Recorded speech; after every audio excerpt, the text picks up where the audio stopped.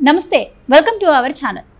ఆంధ్రప్రదేశ్లో ఎన్నికలు ఈసారి ప్రతిష్టాత్మకంగా మారనున్న నేపథ్యంలో అక్కడ సర్వే రిపోర్ట్స్ అయితే సంచలనాలు సృష్టిస్తున్నాయి. ఈ 5 ఏళ్ల జగన్ ప్రభుత్వ పరిపాలనతో విసిగిపోయిన ప్రజలందరూ కూడా కూటమికే పట్టం కడుతున్నట్టు తెలుస్తోంది. అయితే ముఖ్యంగా ఇప్పటి వరకు వచ్చిన సర్వేల అన్నీ కూడా కూటమికే అధికారం దక్కబోతుందని చెప్పి స్పష్టం చేశాయి. అయితే తాజాగా రైజ్ అనే కంపెనీ ఒకటి, అంటే ఇండియన్ పొలిటికల్ మేనేజ్మెంట్ కంపెనీ ఒకటి సర్వే నిర్వహించింది. అయితే ఆ సర్వేలో కూడా కూటమిదే అధికారం అని తేల్చేశాయి. ముఖ్యంగా ఈ రైజ్ సర్వే సంస్థ ఏదైతే ఉందో అది ముఖ్యంగా 34 రోజుల పాటు ఈ సర్వేని చేసింది. అలాగే దీనిలో 662 మంది బృందం అయితే పాల్గొన్నట్టు తెలుస్తోంది.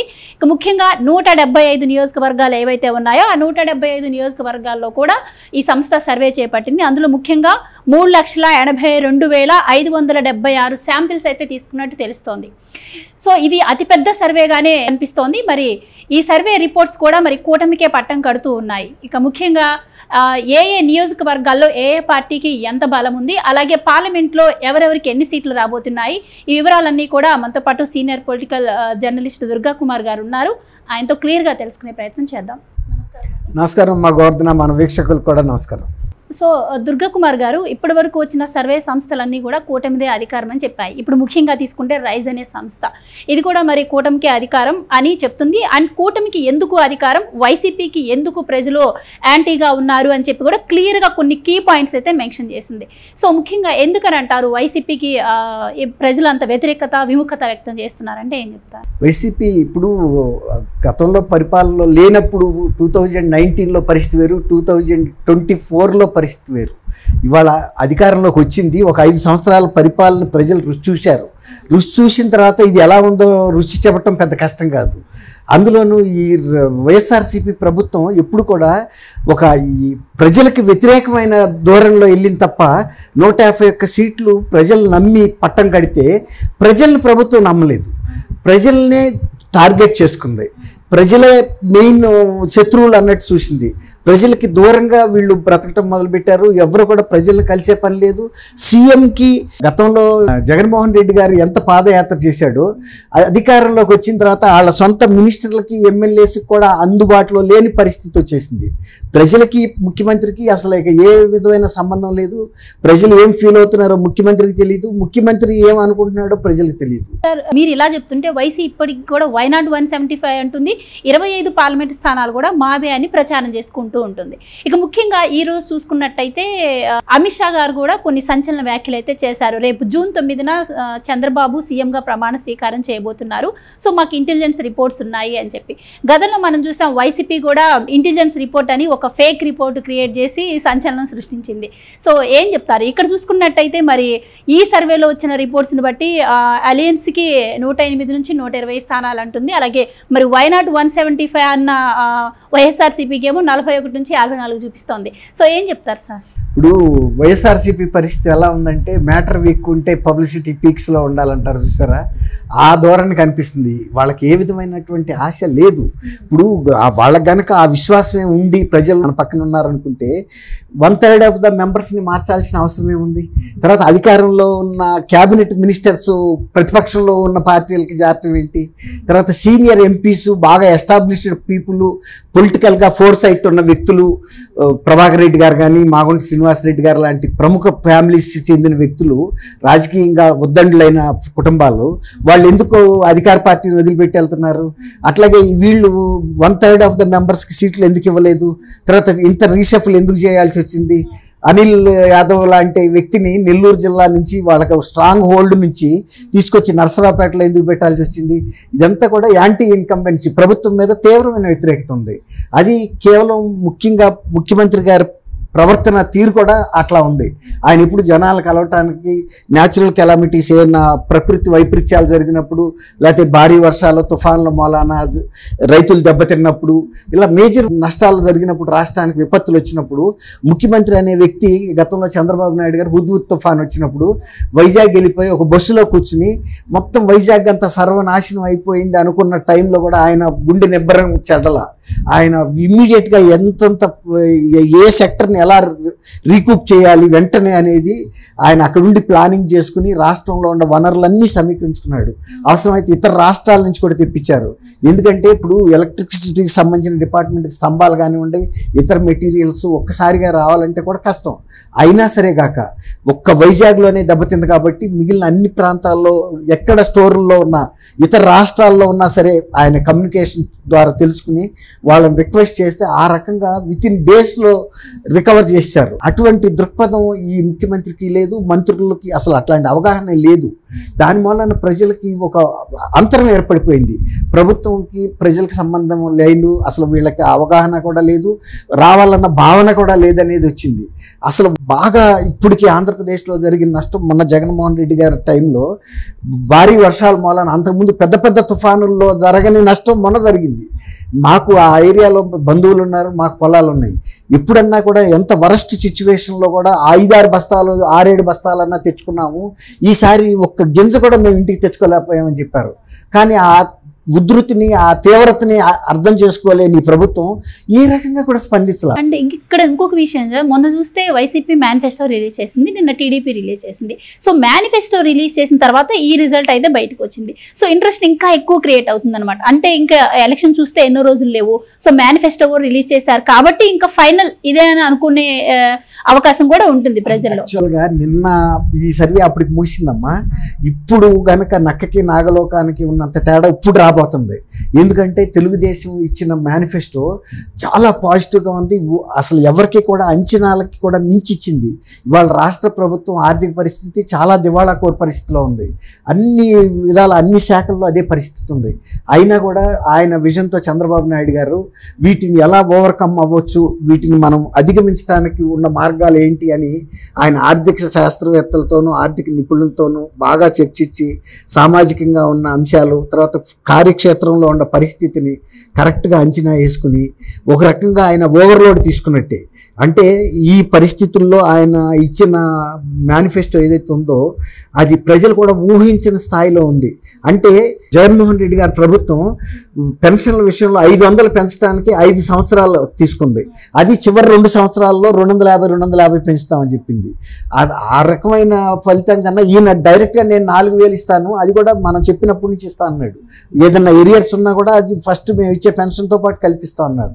అట్లాగే వికలాంగుల పెన్షన్లు, ఈ అన్ని విషయాల్లో కూడా ఈయన ఇచ్చిన పెన్షన్కి తర్వాత ఈయన ఇచ్చిన హామీల ముందు అసలు అది వెలవెలపోతుంది. 2 పేజీల్లో ఇచ్చాడు. ఈయన ఏ సెక్టర్ని వదలలేదు, వ్యవసాయ రంగాన్ని వదలలేదు, చేనేతను వదలలేదు, గీత కార్మికులు లాంటి చిన్న వ్యవస్థలని, తర్వాత బ్రాహ్మిన్స్ లాంటి వేద పాఠశాల విద్యార్థులు ఇంతవరకు ఎవరు కూడా పట్టించుకోలే వాళ్ళకు ఉద్యోగం ఉందా లేదా అని.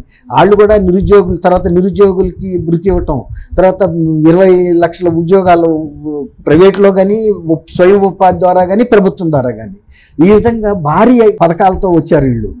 ఇప్పుడు కనుక చేస్తే అసలు ఈ సర్వే స్వీపే ఉంటుంది. ఇప్పుడు ఆయన వాళ్ళు ఇచ్చినది ఏంటంటే 97 ప్రజెంట్ కరెంట్ స్టేటస్ అన్నా కూడా అప్ టు 120 దాకా ఇచ్చారు. ఇప్పుడు మేనిఫెస్టో విడుదల తర్వాత కనుక ప్రజల్లో వచ్చిన మార్పు చూస్తే మరి ముఖ్యంగా ల్యాండ్ టైటిల్ యాక్ట్ అనేది చాలా ఘోరమైన యాక్ట్.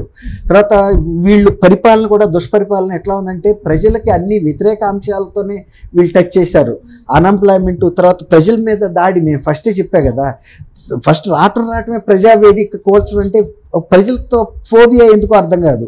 తర్వాత సొంత బాబాయిని చంపిన కేసు విషయంలో కూడా మీరు చెప్తున్నట్టు సార్ ఇక్కడికి వైఎస్ఆర్సీపీ చూస్తున్నట్టే సగానికి సగం సీట్లు అంటే 151 లాస్ట్ టైం వచ్చాయి, ఈసారి 175 టార్గెట్ పెట్టుకుంది.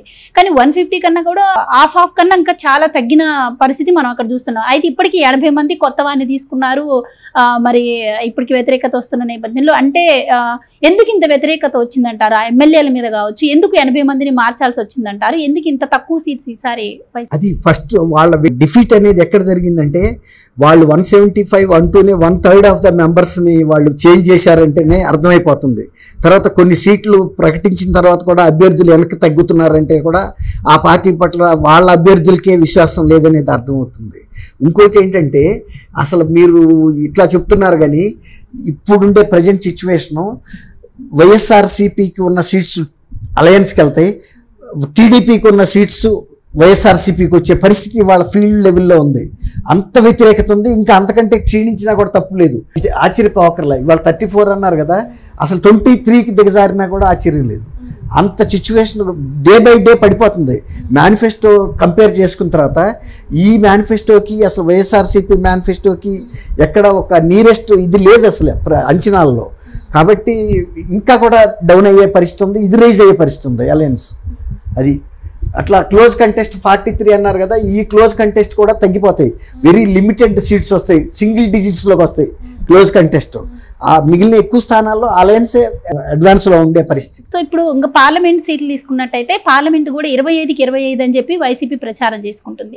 సో ఇక్కడ ఈ రైస్ సర్వే ఏదైతే ఉందో దీంట్లో పార్లమెంట్ సీట్లు కూడా కూటమికి ఎక్కువ సీట్స్ అయితే చూపిస్తున్న పరిస్థితి. అలయన్స్ వచ్చేసి 17 to 18 మధ్యలో అని చూపిస్తుంది.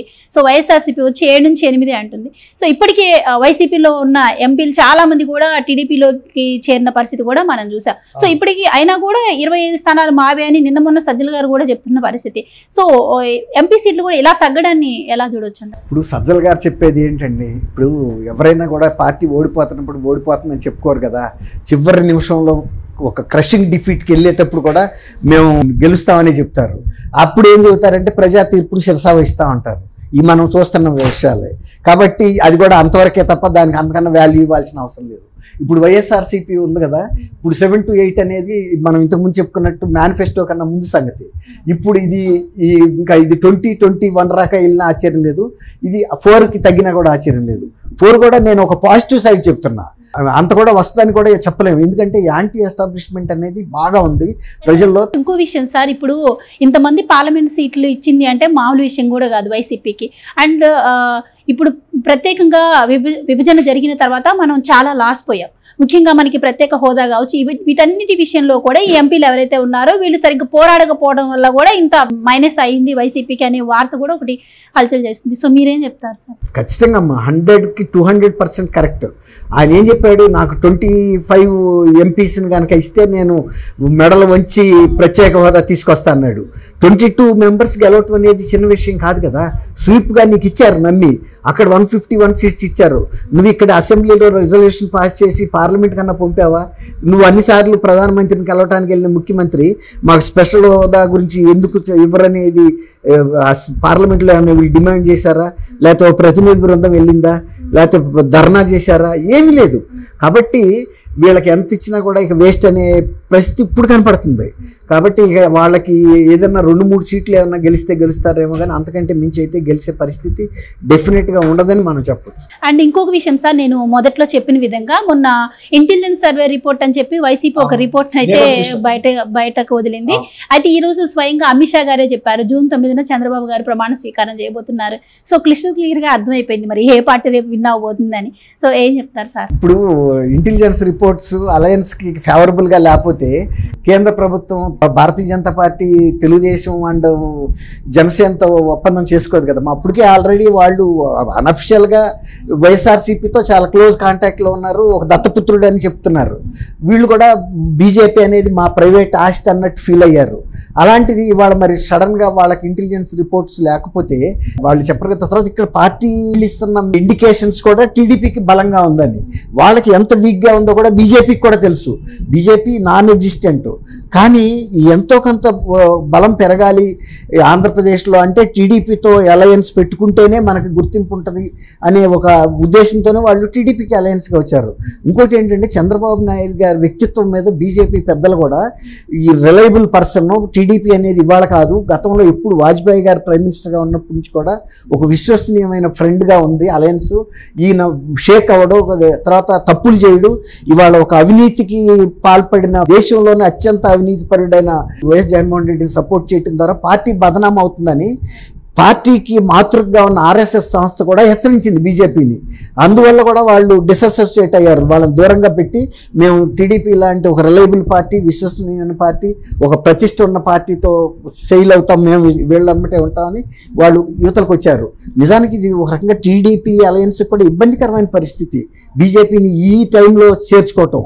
అయినా కూడా టీడీపీకి ప్రజలు అనుకూలంగా ఉన్నారు, జనసేనకి అనుకూలంగా ఉన్నారు కాబట్టి ఇవాళ బీజేపీని కూడా వాళ్ళు ఒప్పుకున్నారు. ఎందుకంటే రాష్ట్రం బాగా ఆర్థికంగా ఇబ్బందుల్లో ఉంది.